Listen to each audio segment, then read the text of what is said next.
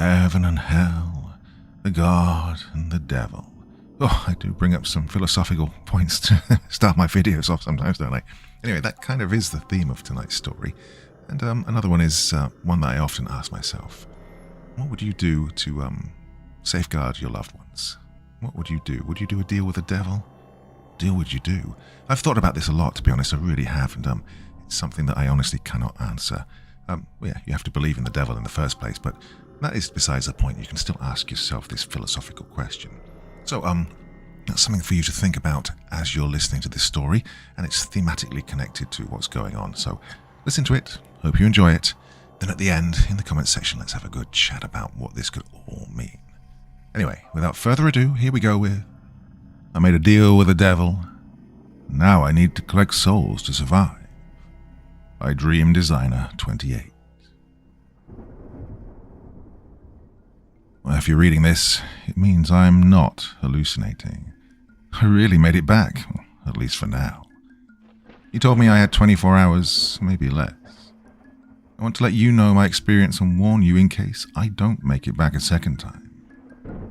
I don't know who you are or how you stumbled upon this, but, well, you need to listen. I'm not supposed to be here. I shouldn't be anywhere. I died. Now, I remember the impact, the twisting metal, the silence that followed, but, well, I never moved on. Something found me in that in-between place, and it gave me a choice. Now, I don't know if I made the right one. Maybe I did. Or maybe I doomed myself. All I know is I'm still here and I have a job to do. Well, this is my story. I don't remember much about the crash, but apparently I died. I was having an out-of-body experience floating next to the wreckage, watching my lifeless body. Before I could register what was happening, someone appeared in front of me. He was tall, well-dressed, somewhat skinny, with red skin, black hair, and horns curling from his head. I froze, my breath catching in my throat. What are you? The figure smiled, an effortless, almost amused expression. Me? I'm a collector, investor, and an innovator. He paused.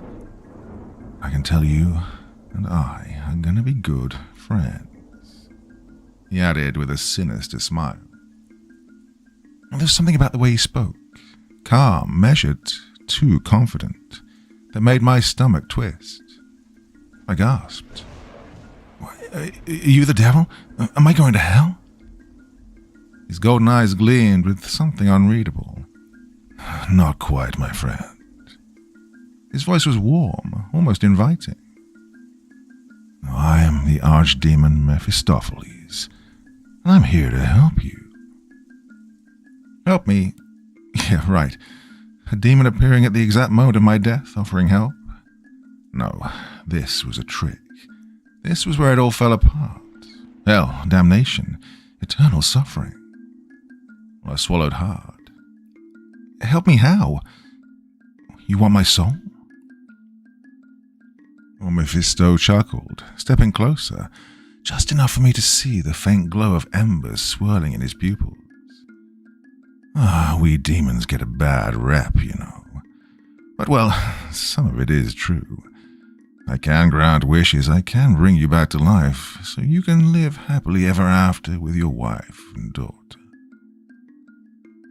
It was too good to be true. My mind screamed, trap. But there was something in his voice. Felt convincing, comforting, like I was talking to an old friend. Was he hypnotizing me? Was my response even mine, or was my faith already determined? Why would you do that? I asked, my voice shaking. I mean, why help me? His smile deepened, but his eyes never changed.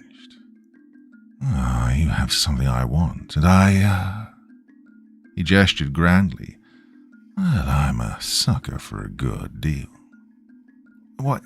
A deal? I mean, for what? My soul? My undying loyalty? Another laugh. Oh, no. Nothing so dramatic. I like to be fair with my trades. All I need from you is to collect a handful of souls for me. 16 to be exact. With that, the air felt heavier. What? My voice cracked. You want me to kill for you? No way, forget it. Crawl back to whatever hellspawn you came from. Mephisto didn't react. If anything, his expression softened, like he was indulging a child throwing a tantrum. Let's not call it killing. Think of it as collecting, and besides, he added, feigning a look of concern, I would never ask you to harm an innocent soul. What kind of monster do you think I am? Then who? I asked, my fists clenching. All I need for you to do is to clean up a dungeon full of creatures and bring me their souls. Oh, you'd be a hero, really, ridding the world of pests, he replied, obviously pleased with himself. But my pulse pounded in my ears. I'm no fighter. I don't know how to slay creatures. I can't... I replied, my voice barely a whisper. But you won't be alone. I'll grant you a small fraction of my power to get you started. It'll be like we're fighting together. You know, teamwork. He smiled wider. And the dungeon? Well, it's full of weapons and items. Just look for the shiny ones. I hesitated. God, he was making it sound easy. Too easy. Yeah, well, and after that? His eyes gleamed. After that, you're free to go. I'll bring you back to life and your daughter will have her daddy again. My throat tightened. Jessica, my baby girl. She was going to be 7 next week. My wife, my love, my perfect life, everything I fought so hard to build, and right when I had it, ripped away in an instant. I mean, I'd done everything right.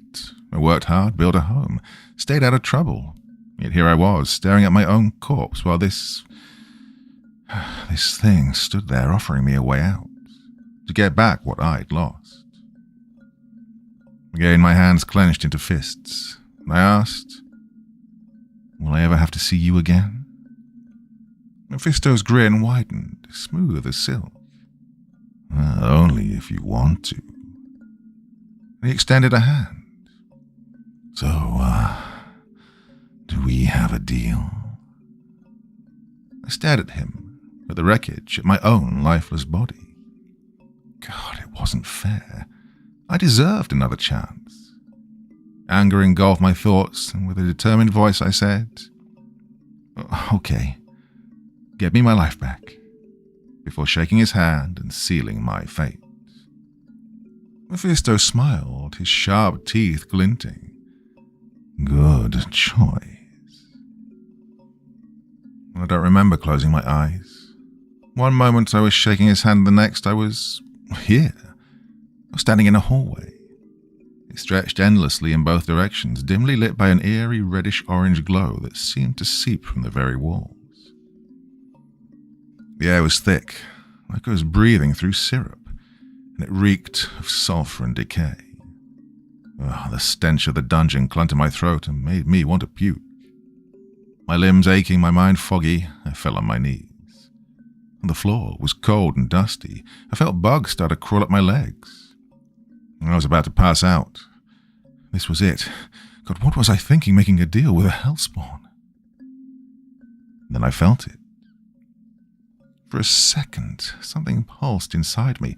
An unnatural heat crawled through my skin, seeping into my veins, into my bones. Oh, it was Mephisto's power, and it felt good. It felt amazing. My senses sharpened. The air no longer strangled me. The filth, the stench, the crawling instincts, they were nothing now. But already I could feel it fading. The power was bleeding away, slow but steady. I had to move, fast. I turned, expecting to see Mephisto standing there, watching, waiting. But I was alone. The only thing that greeted me was the glint of metal, a pile of weapons, armor, trinkets scattered across the floor like discarded relics from forgotten battles. I crouched, running my fingers through the rubble. Most were broken, rusted, shattered, useless. I tossed aside splintered bows and dull daggers until my hand closed around something barely intact, a long blade. It was dulled and chipped, but whole. I exhaled sharply. Was this it? A scrap of metal was supposed to save my life? Frustration bubbled up. This? My voice echoed down the endless corridor. This is the best I get? Well, then something inside me shifted. A piece of that demonic power tore from my body and sank into the sword. The metal shuddered, the rust peeled away, and before my eyes the dull edge sharpened itself, the chips and cracks knitting together as if time was reversing. When the transformation stopped, the blade was as good as new, back to its former glory. Suddenly my body felt heavier, weaker. The air felt denser. I'd given up some of the demonic energy keeping me together to restore the sword. But looking at it now, feeling the weight in my hands, I finally had a chance. My joy, however, was short-lived. Just as my blade got restored, I heard a faint skittering. Slow, deliberate. I froze. My fingers clenched around the hilt of the blade as I turned my head just enough to catch movement in the shadows. Our eyes met. Oh, it was huge. A spider-like creature as tall as me, standing on its 8 legs. Its fur was a deep, sickly purple, and its blood-red eyes gleamed with hunger. Etched into its back was a pentagram, burned into its flesh like some kind of cursed mark. Took a step closer, then another. I stumbled backward, nearly tripping over my own feet. It kept advancing. I had to think of something quick. Its body was massive, but its legs were rather thin, brittle. I could cripple it. If I could just cut off its mobility, I had a chance. I crept forward, careful not to make a sound, gripping my sword tightly. I swung the sword with everything I had. One of its legs snapped clean off. The creature let out a piercing screech, its body convulsing in rage. I barely had time to react before it lunged. I threw myself back, just dodging its fangs, but my leg got caught on something. Its web. Sticky strands coiled around my ankle, tightening like a noose. I tried to yank free, but before I could, the creature was already on top of me. I swung once more, but missed. Its leg slammed into my thigh, pinning me down, and searing pain tore through my body as one of its fangs pierced my calf. Oh, the venom. It burned as it entered my bloodstream. I screamed. Desperation took over. I gripped the sword tight and thrust it deep into the spider's body. The creature let out another horrific screech and recoiled, tearing its fangs from my leg in the process. My muscles snapped like rubber bands, and the web ripped apart, but so did my leg. A chunk of my own flesh dangled from its fangs. I didn't wait. I forced myself up and ran. Oh, each step was agony. The pain was unimaginable. Bones grinding together, blood gushing down my ankle. But I didn't stop. No, I found a crack in the wall, barely wide enough to squeeze into. I threw myself inside and collapsed, panting, trembling. The spider thrashed outside. Oh, it scraped against the stone, but it couldn't reach me. I was safe. But the pain was too much. I couldn't take it anymore. I went into shock and fainted. I woke up to silence. I searched for scars but found none. My leg was all healed up. No torn muscle, no exposed flesh, just smooth, unscarred skin. Yet something was wrong. The air felt heavier, my limbs weaker. Well, the demonic power inside me, the one keeping me alive, had now faded even more. My time here was running out, and I had to act fast. I grabbed my blade and crawled out of my hiding place, heart pounding, my body still aching. The dungeon was different now, no longer just one endless corridor. Now there were turns, rooms, paths, twisting tunnels. I moved carefully, scanning every shadow, every flicker of movement. I needed to find something smaller, something weaker, something I could actually kill. You can imagine the excitement I felt when I finally saw it. A rat-like creature, barely larger than a dog, and it hadn't noticed me yet. So I crept closer, preparing to attack. And that's when I felt it. A sharp cutting pain on my right side. Unbeknownst to me, as I was stalking my prey, something else was stalking me. I turned slowly, saw a group of 3 skeletons, silent, expressionless, and armed. I tried to defend myself, but it was no use. They'd stabbed me in my liver and my body went into shock. I could barely move my arms. They swung again, piercing my gut, and a third time piercing my chest. I fell back, the room turning dark. I was bleeding out.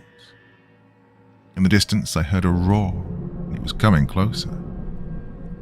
My vision gave out. Everything went dark, but I was still conscious, barely. I heard screams and a tussle. I heard bones breaking. Were they mine? Or of the skeletons? I don't know. Well, that's as far as I remember before fainting again. I don't know how long I was out, but when I opened my eyes, all I saw was black. Absolute suffocating darkness. I could hear drops of liquid dripping somewhere in the distance. Slowly. The air was dry, carrying a pungent stench of decay, yet it didn't have the same crushing weight as before. My body felt intact, healed, well, at least to an extent, enough to move. The demonic power Mephisto had given me was almost non-existent now, just a faint ember in the pit of my soul. And yet somehow I was still around and kicking, still breathing, still alive. I was sitting on something that creaked beneath my weight. A rocking chair? I pushed myself up only to immediately step onto something soft and damp. My foot sank slightly into it before I pulled back, my pulse quickening. I pressed forward, feeling my way through the pitch-black void. Oh, the space was vast. I couldn't find any walls. As I navigated blindly, my fingers brushed against broken fragments of wood. A shattered table? A chair? I couldn't tell.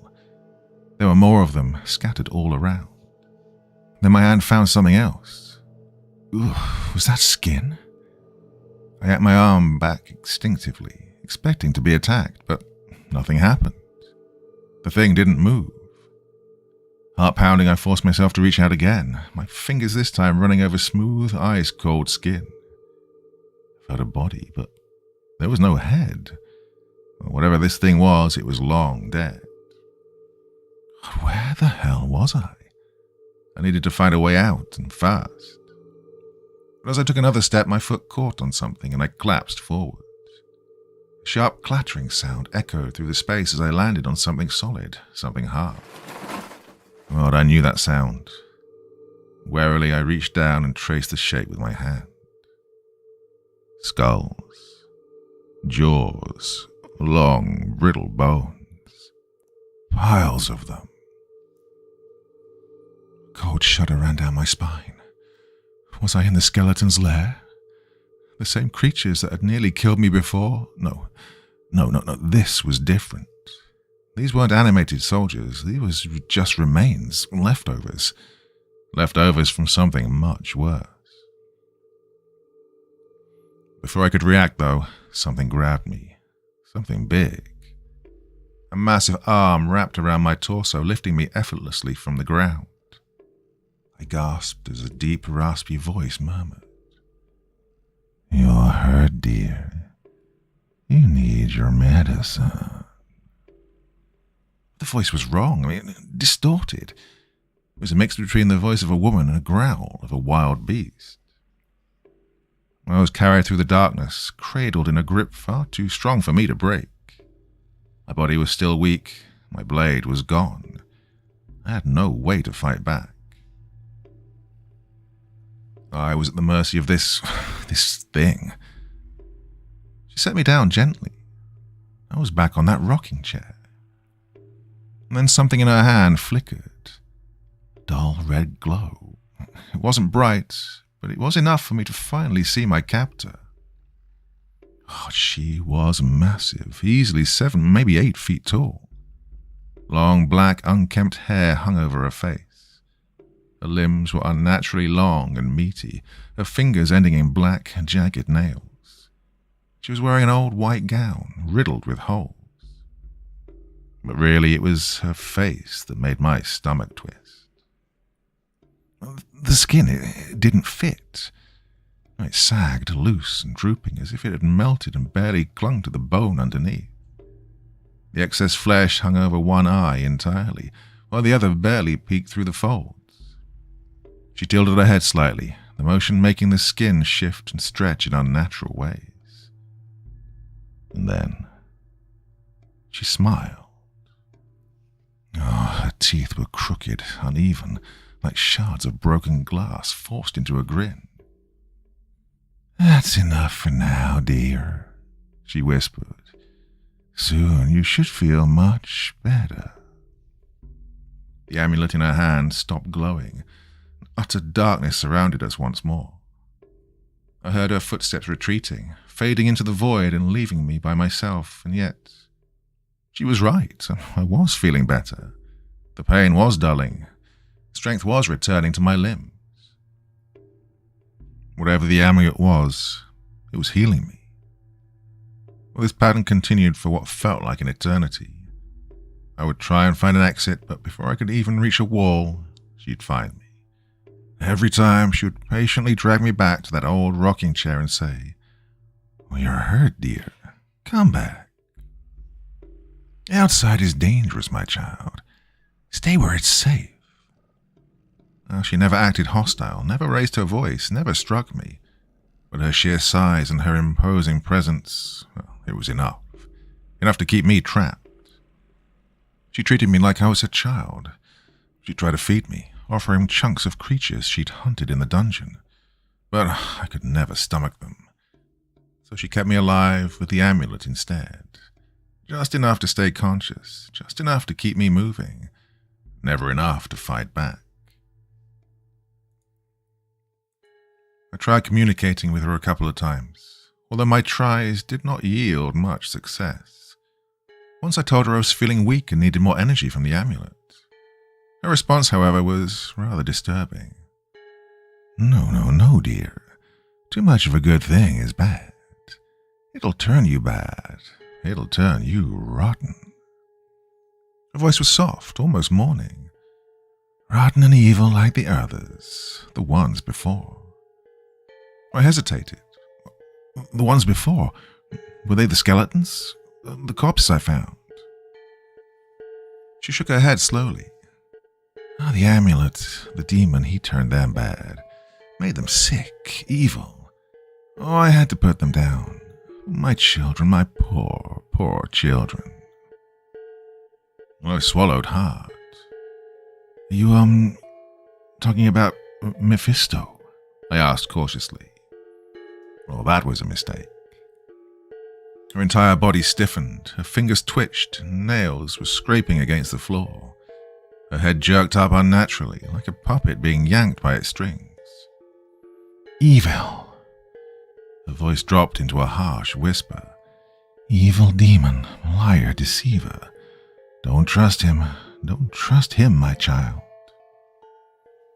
For the first time, there was something sharp in her tone, something dangerous. Just as quickly as it came, it faded.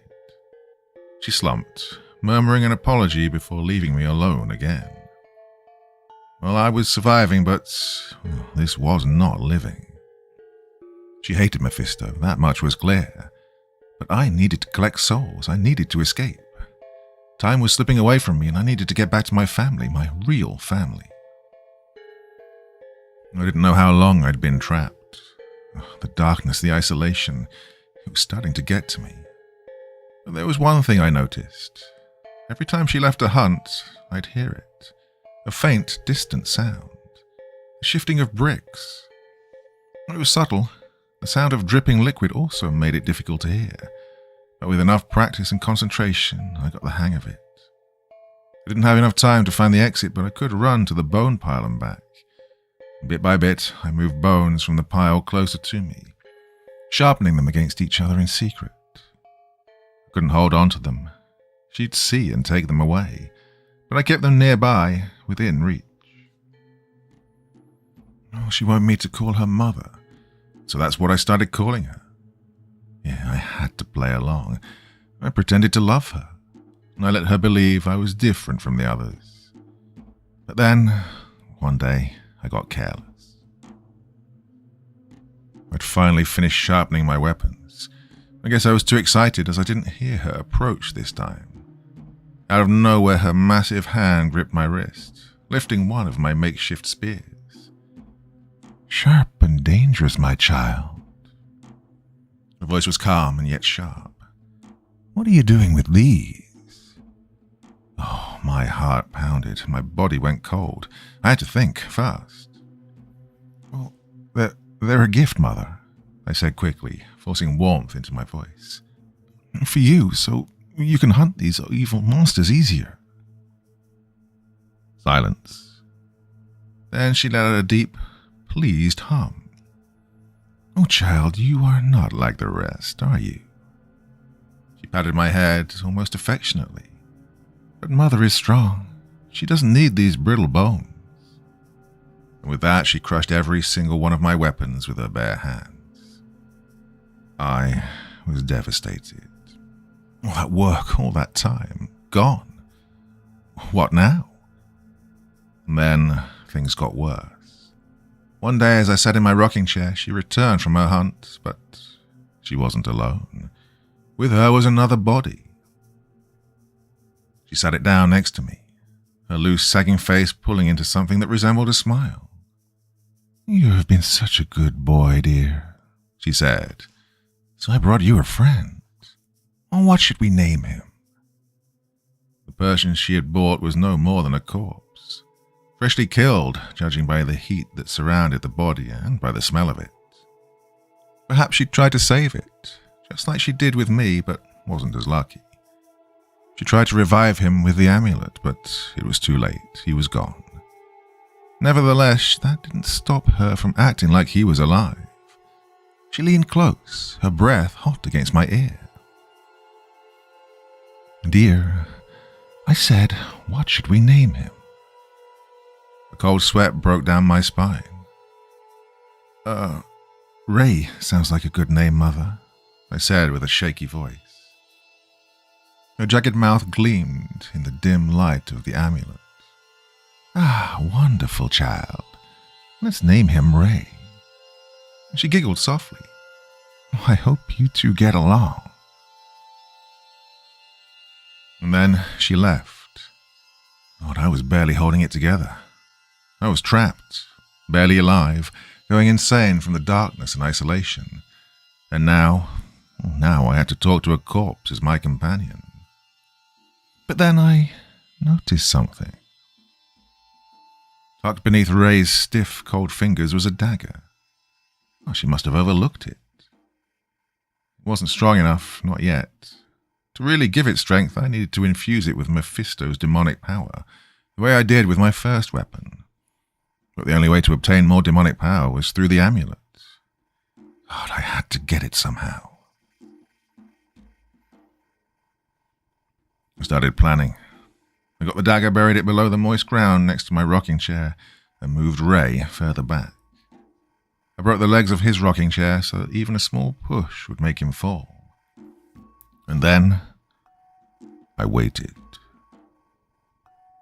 When the mother came for our usual dose of the amulet, I threw a small rock at the other rocking chair, and Ray fell over. "Mother," I gasped. "Ray fell. He's hurt. I'll hold on to the amulet. You check on him. Oh, you can trust me, Mother." In an instant, she rushed to his side, leaving the amulet in my hands. This was my chance. I dug out the dagger and clutched the amulet tight, letting its power surge through me. For the first time in a while, I felt Mephisto's power fusing with my own again. Well, it felt good. It felt amazing. It felt just like I did when I first entered the dungeon. It wasn't as subtle as I'd hoped, however. The dim glow turned into a blinding crimson light. The entire room lit up. For the first time, I saw everything clearly. The mother turned around, and in an instant she lunged at me, screaming, "No, child, don't. It will corrupt you. It'll make you undesirable." And she smacked the amulet from my hands. The light didn't fade, however. It was too late. The amulet was already activated. I'd already gotten its power and imbued it with the dagger, so I lunged forward, slashing into her torso. I could see it hurt her, but this one slash wasn't nearly enough to finish her off. "I trusted you, child," she shrieked. "You betrayed me, just like the others. Now you are sick, wicked. But it's okay. Mother will put you down." She lunged. Claws slashed across my side, sending me flying across the room. Blood filled my mouth, and some was dripping from my back and side. I'd never imagined she would be this powerful. Oh, as soon as I got up on my feet, she was already upon my face, her drooping skin even more unsettling now the eerie red glow of the amulet was making it clear. I managed to dodge her attack just in the nick of time and slashed at her ankles. She screamed in pain and lashed out. Sharp, talon-like nails slicing clean through my right arm, severing both flesh and bone. Before I could react, she'd hurled me across the room again. The impact shattered what little remained of my unbroken bones, and the pain was unbearable. My arm was gone, and my dagger with it. My body was broken, and I was done. She was coming closer. Then I saw it, one of my bone spears. She must have kept it as a souvenir. It was just within arm's reach. With the last of my strength, I grabbed onto it, channeling what little demonic energy remained in me, pouring nearly all of it into the weapon. If I had any chance of piercing her skin, this had to be it. As the energy drained from my body and into the spear, the pain intensified, threatening to pull me into unconsciousness. Then the mother lunged. I forced myself into position. At the last second, I drove the spear into her heart. She crumbled beside me. From her body, a blue flame emerged. Her soul, perhaps, drifted toward me and then sank into my chest. A wave of relief washed over me, dulling the agony, if only for a moment. I collected my first soul. As I laid there, staring at the crooked ceiling bathed in the dim red glow of the amulet, I blinked and was met with a blinding white light. I felt warmth on my skin and felt hot, small pebbles beneath me. The air felt fresh and filled my lungs with vitality. I heard sirens and chatter. Where was I? As my eyes adjusted to the light, I realized it was the sun. I was back on Earth, or at least it seemed like it. I turned my head and I was next to some cheap motel. People didn't seem to notice me, however. I turned right. My arm was back and my wounds gone. I was back to full health, or as close as I'll ever get, I guess. I heard slow clapping from behind, and a chuckle. I turned around, and there he was. "Bravo, bravo, I knew you could do it," said Mephisto, standing there with a wide smile. Well, I was too disoriented from everything that happened. I couldn't gather my thoughts to talk, to ask a question. Mephisto took a slow look around. Isn't it nice here? Is this Earth? I asked, expecting to be pulled back into the horrors of the dungeon. Well, of course, he said, tilting his head slightly. I figured you deserved a little reward after all that effort, wouldn't you agree? A strange mix of emotions welled inside me. Relief, exhaustion, suspicion. I did it. I killed her. I got the soul, I said with a shaky voice. Indeed, your first taste of victory. Let's not get ahead of ourselves now. You still have 15 more souls to collect. The people around us kept moving, carrying on with their everyday lives, oblivious to our conversation. The people around us, can they see us? I asked, barely keeping it together. Mephisto chuckled. Of course not. I wanted a little privacy between us. He stretched his arms as if enjoying the atmosphere. You have about 24 hours here, give or take. After that, duty calls. So, make the most of it, will you? He said, tilting his head to one side and giving me a wink. And after that, he was gone. Not in a blink, not in a swirl of shadows. He was simply no longer there, like he had never existed at all. At that moment, I heard a voice in the distance calling me. Sir, are you all right? Do you need help? I turned. A motel employee stood nearby, concern etched on his face. Well, for a moment, I hesitated. Then, without saying a word, I followed him inside. The rest of the staff greeted me. Despite me not saying a word to them, they welcomed me and gave me a room to stay in. Probably thought I was homeless or something. Well, they were kind people.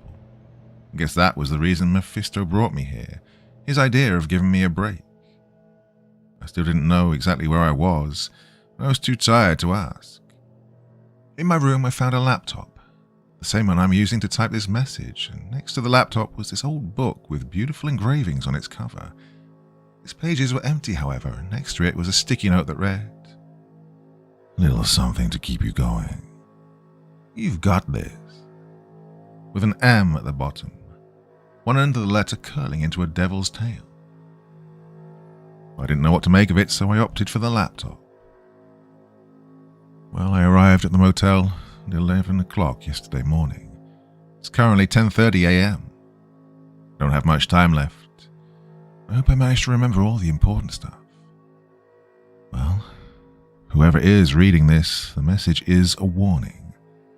Don't trust Mephisto. Death is a better fate than the one that awaits those who are foolish enough to make a deal with him.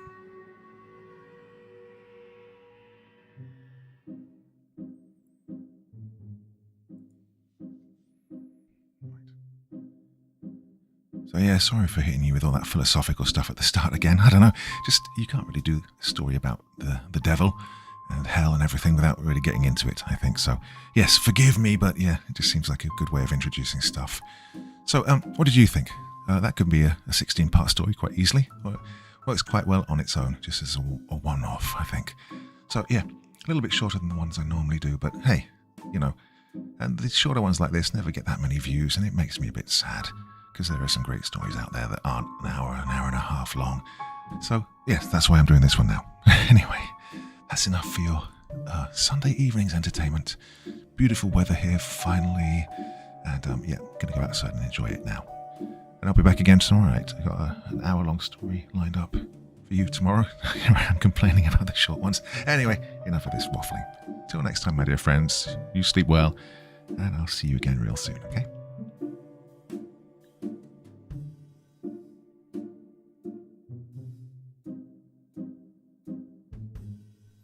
Thank you so much for taking the time to listen to this story today. It really means a lot to me and to the author of the story, of course. Well, if you want to know more about me, I'm pretty much everywhere on social media. You can find me on Facebook, Twitter, Instagram. You can download my music on SoundCloud. I've got a Patreon if you feel like. Throw me $1 or $2. Very much appreciated. And of course, on Reddit, I have a place where you can leave stories if you want me to read one that you've written. Well, hoping to see you all again very soon. Till then, sweet dreams. Bye-bye.